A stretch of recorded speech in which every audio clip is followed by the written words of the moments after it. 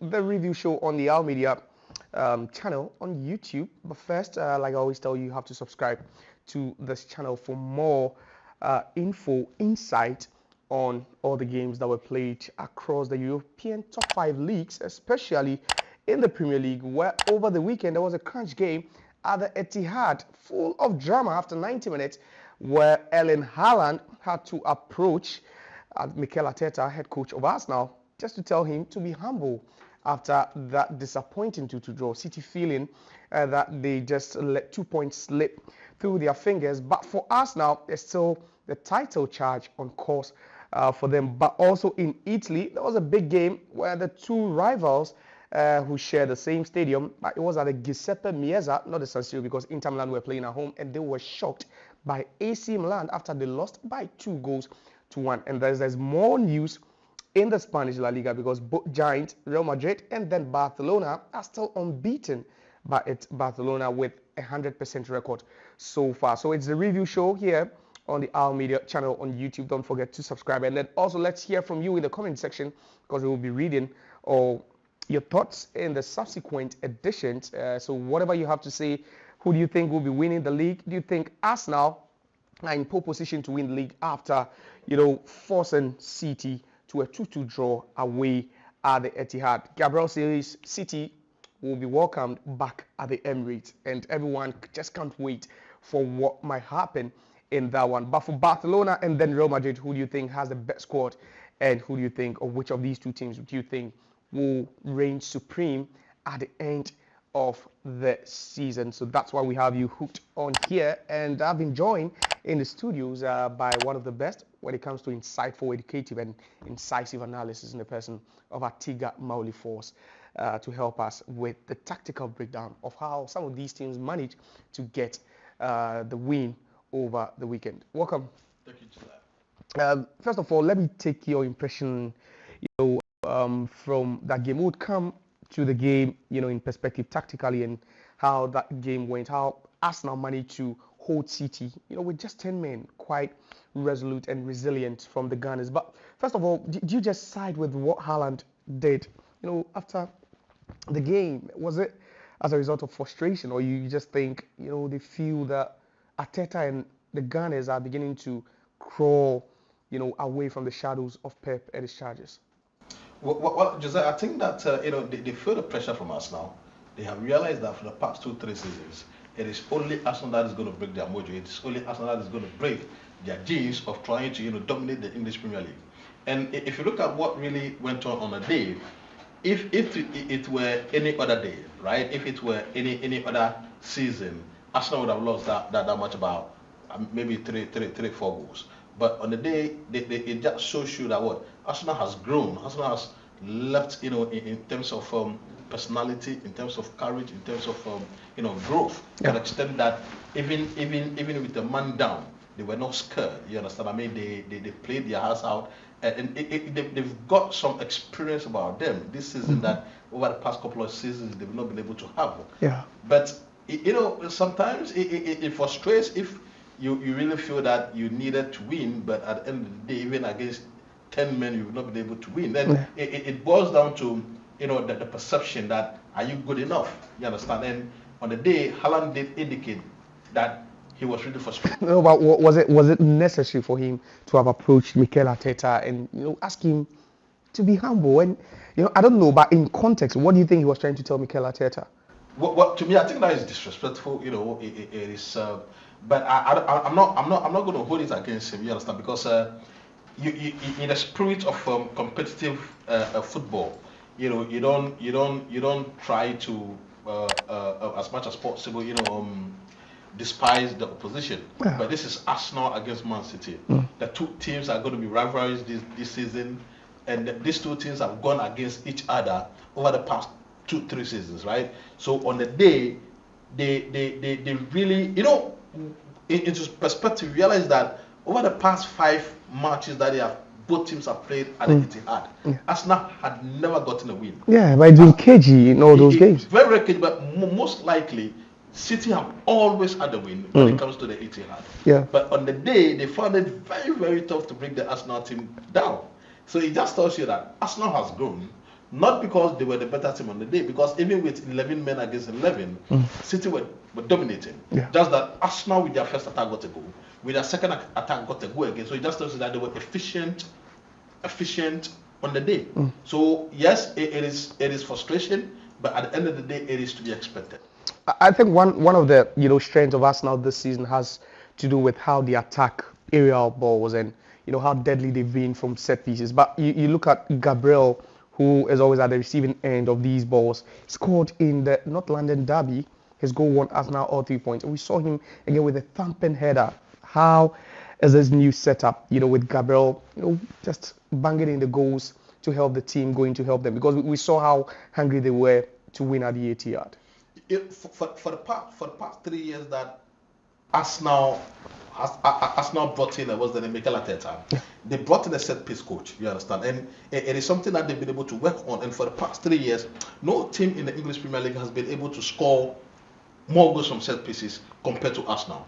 They have more set piece goals from corner kicks, from free kicks, from throw-ins, compared to anybody in the EPL. So it just goes to tell you that they found a tactical niche in that regard, and they've got the players with the ability, with the aerial ability to get the goals. So if you have a strength, why don't you just build on that strength? That's exactly what Mikel Arteta and his backroom staff have been able to do.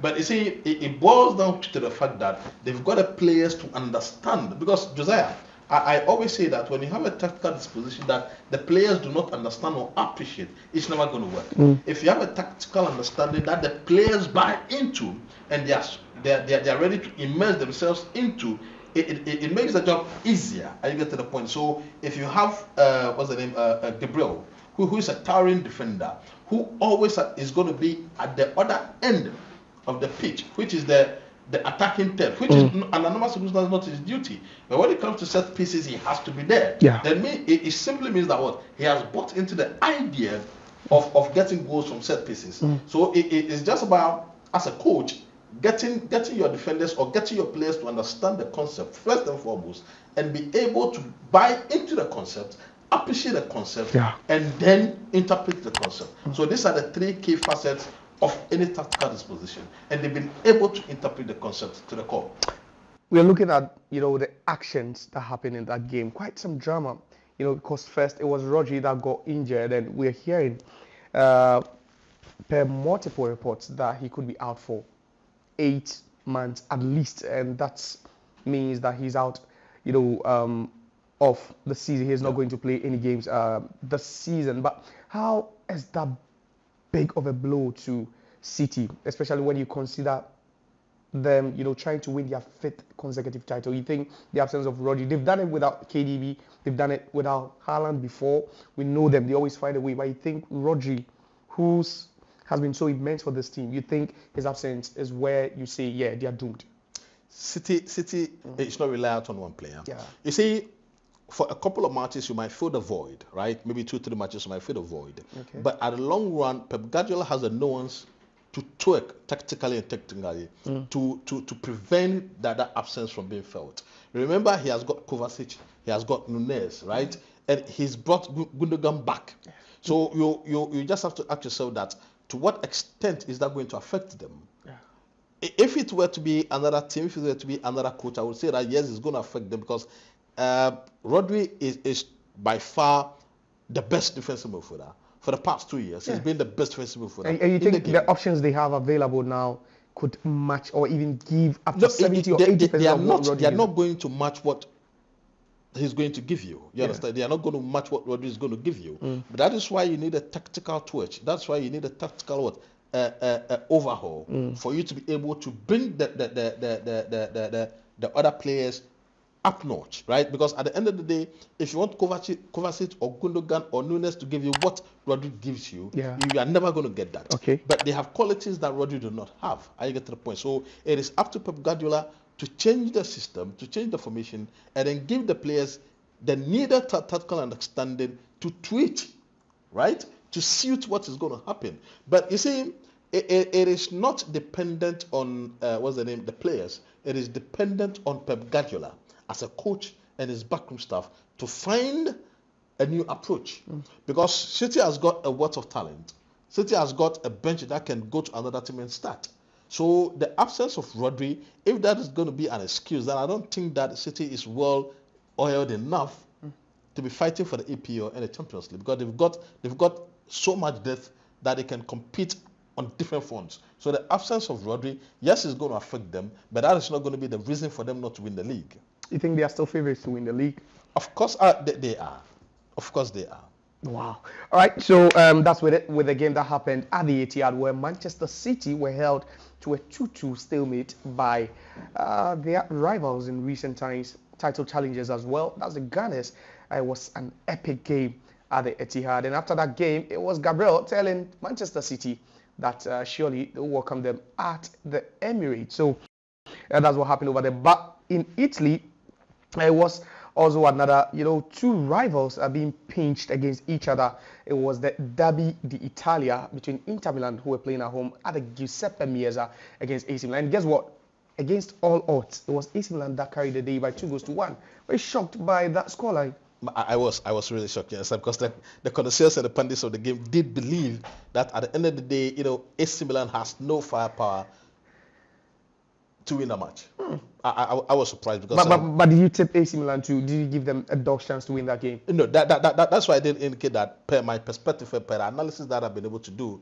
You don't give AC Milan any chance to win. Okay. At best you could say that they could go down by 2 goals or a lone goal. Okay. But for them to come out winners was a bit surprising to me personally. But you see, that is the beauty of football. Yeah. Well, when you least expect it, upheavals happen. When you least expect it, what's the name? Surprises do happen. And on the day, AC Milan played their hearts out. Remember that this season they've not started well, but against Inter Milan, they are eternal rivals. They proved that yes, that is going to be a turning point. And they went to the what's the name? Giuseppe Meazza, and were able to get 3 points. And you see, the hierarchy at AC Milan is in turmoil. Because one, they've not started the season well.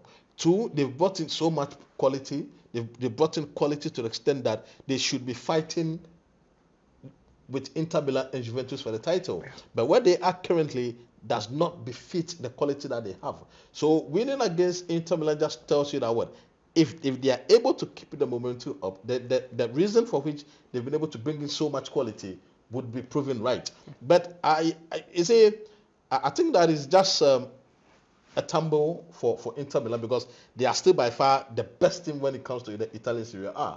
And for me, I think that they're going to pick up from there, get a couple of wins. And you see, the reason for the win against Inter Milan would not be felt if AC Milan is not able to build on that. Because their next matches against Lecce, if they are not able to get 3 points at Lecce, then the import of winning against Inter Milan will be not. All right, so that could be nullified. But let's move to Spain, where crunch games over the weekend and also in midweek, where Real Madrid, were victors over Espanyol over the weekend by 4-1, and then in midweek it was a 5-goal thriller again at home against Alaves, where after going 3-0 up, they sat aloof, and Alaves, just put 2 back. But you're looking at this Madrid team, and it looks like Mbappe is gradually finding his form, and he's feeling more at home, isn't he? Yeah, yes, Mbappe is feeling at home, but at the end of the day, is there going to be any doubt about Mbappe not feeling at home? Perhaps the system to accommodate him. No, you see, I have always indicated that Carlo Ancelotti is an octogenarian. Is one of the best coaches at trying to devise a system to fit players. He's done it as what's the name AC Milan, where you had so much talent. You had Seedorf, you have Ronaldinho, Kaká. you had Beckham, you had Kaká, you have what's the name Inzaghi. So at the end of the day, it's all about the integration. And the first 2-3 matches he was not able to bring his A game to the squad, but from there, the trajectory has been good. He's been getting goals and assists, and it's not just getting goals and assists, but he's playing well as well. And there's now an understanding between the front four: Rodrigo, Vinicius, Mbappe, and then Jude Bellingham. Because you look at the pass that he gave Bellingham for Bellingham to return with that assist. I mean, that one-touch assist. So it just tells you that yes, there's going to be an understanding that it is not an overload of stars. It is just time and understanding, and they are now getting it because they are so far unbeaten. It is not 100% record, but they are unbeaten, and that goes to up their spirit. That goes to add to their what's the name their desire to retain their championship. And remember that before Mbappe did come in, they were already champions. They won the Champions League, they won the Spanish La Liga. So he's just coming to add his bit to it, and they are to me on the right path. All right, back to the opposite side, where Barcelona also traveled to the Estadio de la Ceramica. Villarreal, they won by 5-1. Lewandowski still banging in the goals, and then in midweek against Getafe at home, Lewandowski getting the all-important goal to win them 3 points. They still have a 100% record, and based on what you're doing, you think you'd put them ahead of Real Madrid, maybe to win the league? That is a difficult one to analyze, but already they have a good squad, 4 points clear. No, they have a good squad, but you see, when it comes to depth, when it comes to quality, you can compare the quality of Barcelona to the quality of Madrid. You understand? I mean, Madrid had so much quality comparably to Barcelona, but you see, if you want the match critically, you want to analyze the match between Barcelona and Villarreal, the scoreline did not do justice to the match. Are you sure about that? Yes, because Villarreal did play some fantastic football. Where if they were clinical, that match would have ended maybe in a draw, because they spun so many chances that they could have taken. But you see, that is where it boils down to the experience of the squad. Okay. You have Lewandowski, who is one of the best center forwards or strikers in the past decade, right? Yeah. And you've gotten a squad being coached by Hansi Flick. You understand? I mean, I'm not going to say Hansi Flick is a seasoned coach, but he's won the Champions League. He was the trouble at Bayern. So you can say he's got quality. But at the end of the day, his squad is not comparable to Madrid. But what the most important thing is the fact that he's been able to find an understanding. You see, Josiah, I have always said that even if you are not the best coach in the game, if you are able to have a tactical plan that the players can understand and implement to the best of their ability, you don't have a problem. The next phase will be to have a plan B, right? Should you have injuries? Should you have suspensions? Should you have problems breaking down teams? What is going to be the plan B? And that is what Hansi Flick has been able to get. Because, you see, there's a clear difference between what they are doing this season and what Xavi did last season. Okay. That Xavi was holding the ball, playing the tiki-taka game. Hansi Flick is more direct.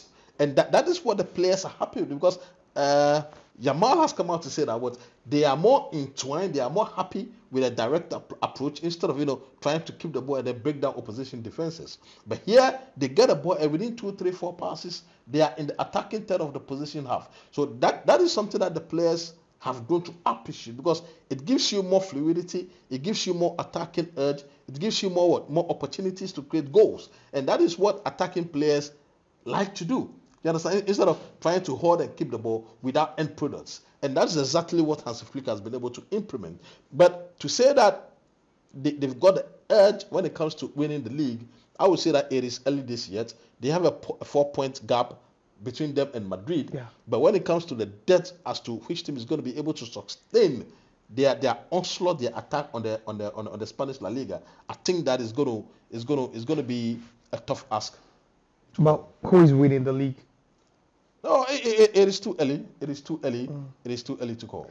All right, so I think I'm holding for says it's too early to call, but I think if you're a stand fan of any of these teams, then perhaps maybe you could share a different idea or a different view from what my panelist is saying here. Who do you think is already winning the league? Barcelona, after 7 games, they're on 21 points, 100% record, and the coach Hansi Flick, he's doing some fantastic job over there. But for Real Madrid, it's still the Galacticos, yes, an array of stars, but it's been a slow start from them, yet they're unbeaten by 4 points behind their beatrice rivals, Barcelona. So if you're a Real Madrid fan, perhaps you'd be thinking that Kylian Mbappe and Vini Jr. could fire the Los Blancos to the title. If you're a Barcelona fan, you'd be thinking, yes, there's Lamine Yamal, there's Lewandowski, and perhaps Hansi Flick with that vast experience could also be useful. So let's have your say in the comment section, and like I said earlier on, we'll be reading them in the subsequent editions. Hello folks, welcome to another interesting an exciting edition of Soccer Punch on the Our Media channel with me, Jose, where today we have some interesting topics to discuss here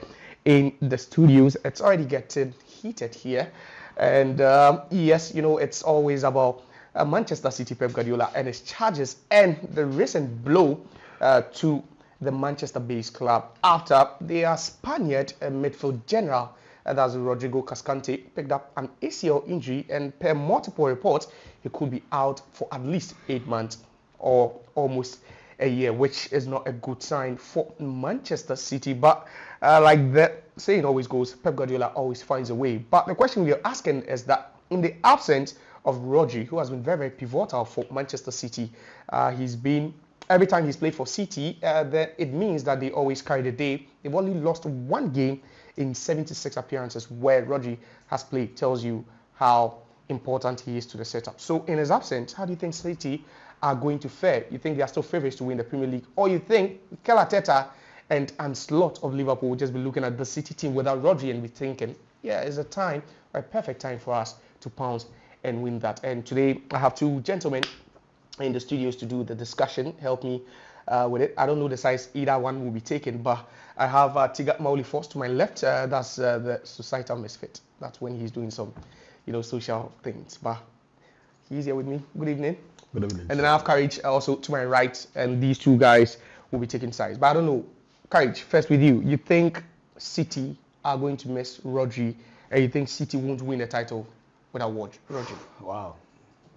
There's two different things. I think winning the title, they are capable of winning the title, but then as to if they will miss Rodri, yes, it's spread. Are they winning the title without Rodri? It's possible.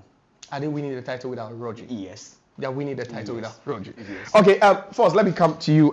There's a player who a lot, felt was a genuine candidate to win the Ballon d'Or. Now, in that game against Arsenal, where, it was just filled with so much eyes and fire, drama from start to finish. He picked up an ACL just 22 minutes into the game. And, per reports, he had to fly to Barcelona to see his doctor. And already we are hearing that he could be out for at least 8 months, then close to a year. You think they stand a chance of winning the title with him or without him? City is not winning the EPL title without Rodri. But how important is he to the City setup? You see, he's the cog. I get to the point. He's the linchpin, right? He's the glue that holds the Mancity team together. A couple of years ago, it was De Bruyne. Yeah. Now, for the past 2 seasons, it has been Rodri. And if you look at the data and the statistics involving Rodri with Manchester City, games that he has been involved in, they've been able to win 99% or 98, 99%. Games that he's not been able to play, they won close to 56%. So it just tells you the drop off is vast. I get to the point. You see, the influence of Rodri cannot be underestimated. The influence of Rodri on this Man City, you see, we all know what Pep Guardiola does. Yeah. You understand? But since Rodri came from Atletico Madrid into this setup, the system has been changed to fit him, and he has played his part. If you look at last season, if not for the presence of Rodri in that Man City team, there's no way that Arsenal wouldn't have won that league. It was when he came back from injury or suspension for, I think, 2-3 matches, that they won those matches continuously. That was where they were able to overhaul the points deficit with Arsenal. That is the same thing that's going to happen this season. Against Arsenal last week, without Rodri, you saw how City struggled to break down the Arsenal setup. Yeah. So it just tells you that the quality that the City squad has is great, but with Rodri, it metamorphosizes into something different altogether. And without him, the City team is weakened. Right. So yes, they are not going to win the EPL. All right, we've heard so many, top pundits talk about the fact that Pep Guardiola always finds a way, and Pep Guardiola, doesn't really build his team around just one player. We've seen De Bruyne get hurt. They still went ahead to win the league. We've seen Haaland, injure himself. They still went ahead to win the league. Courage, you on what basis do you think City, has got the chance to win this league, even without Rodri? There's no doubt Rodri is one of the best players in the world currently, and then he's, as Force said, he's the glue to that Manchester City team, and then the midfield specifically.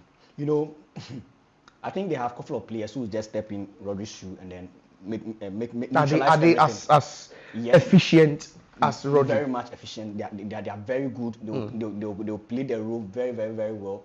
I can go on and mention about four players I know who will step up into that position and then make everybody's mind go off Rodrigo Cascante. You see, they've done what to bring back Ika Gundogan. Yeah, but he's not a DM. He's not a defensive midfielder. Like he can be deployed as a DM. But he's not naturally a DM. Yes, but then he can be deployed as a DM and then he played perfectly. Prior to the start of the season, there was no Rodrigo because of his load duties with the national team and then stuff. So we saw Mateo Kovacic step in that role, played it very, very well, won some man of the match, and then gave us some 5-star performances. So that tells you that even in the absence of Rodrigo, there are players who can step in. And then when it goes that far, there's a certain John Stones. We have seen him. Is he a DM? No, but he can play as a DM. But he's not a DM. Yes, but then he can play as a DM. You know, but we are talking about replacements that can give you close to 80% of what Rodri gives to the City team.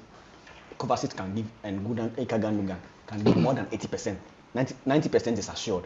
And then you know one very good thing, we are approaching January, and then they have the chance of also reinforcing and then buying some good players as well.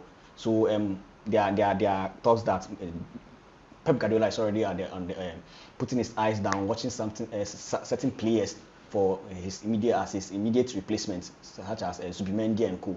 So I think he's the master planner, the masterminder, and then I believe him that he will patch things up and then make the masses forget about Rodrigo's absence. There's a player who scored in the UEFA Champions League final against Inter Milan. There's a player who was so pivotal for Spain, you know, when they won the Euros a couple of months ago. Now, like the saying goes, Pep Guardiola always finds a way. You think this time around he's just, you know, tied to the extent that he might not be able to just swim his way out of this? You see, Josiah, Pep Guardiola has always found a way to win teams. I mean, to win matches. Yeah, because right? Without KDB, they've done it. Without Haaland last season, I said done it. Yeah. I did say that. Yeah. Without Haaland, who was holding the fort? It was Julian Alvarez. No, it was Rodri. Okay. You see, there is a transaction between defense and attack. Sure. And that point, right, is the midfield. That cognitive point is what Rodrigo does best. I get to the point. And that glue is being taken out of the spine. And remember that is the pivotal spine of the city setup. And you are telling me that Kovacic is going to come into that setup and then perform to the best of his ability to what Rodri does, which is practically impossible.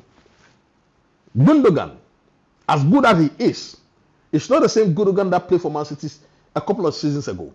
And remember, the qualities of Gundogan are totally different from what what's the name? Rodri does. Yeah. I get to the point. It is on record for the past 2-3 seasons. There's absolutely no DM in world football that comes close to what Rodri does. We sympathy to quite No, you see, that's a different conversation altogether. Rodri is among the 3 best in the world currently, fighting for the Ballon d'Or. What you think? He's fighting for the Ballon d'Or with Vinicius Jr. and Kylian Mbappe. That should tell you the elevated status he has as a DM. And you see, on a normal day, it is difficult for you to see a DM. It's difficult for you to see a DM being elevated and given such a status to be compared to Vinicius Mbappe. That is the podium we've seen a centre back climb before. That is the podium we have seen only one centre back in the history of the Ballon d'Or. The furthest you could go again was Lothar Matthäus. I get to the point. The last defender to have won it was Cannavaro in 2006.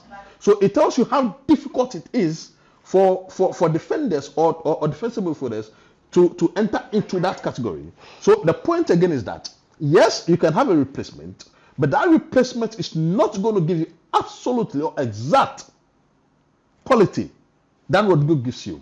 So then there's going to be a tactical tweak. And that tactical tweak is not going to give you what the 4-2-3-1 does or what the 4-3-3 system does. And you know, the ability of Mancity to go all out and win the league to me, for the past 2 seasons, has been dependent on the availability of Rodri. Well, not Haaland, who is banging in the Not goals for them, Haaland. who has 10 goals in 5 games for them You already. remember that a couple of seasons ago, especially last 2 seasons, Yeah. they scored goals and they conceded goals. Yeah. Do you understand? So what's the essence of scoring goals and then conceding goals? You're scoring more, so you always win games. Then you have to be defensively solid. That is the reason why last season Arsenal nearly won the league. But the 2 matches where they failed to not keep a clean sheet. That is where the title slipped away from them. When they lost to Aston Villa, and then they lost to Wolves. And no, they lost to Aston Villa home and away.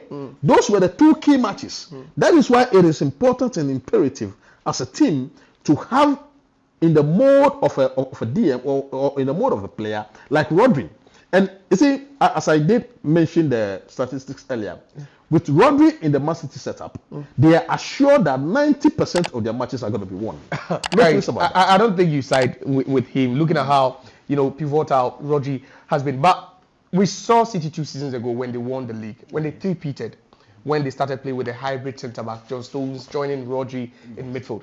Tactically, how do you think this, City team could, just tweak the system, especially with Pep? We know he's a thinker, man. He loves to think. Sometimes overthink.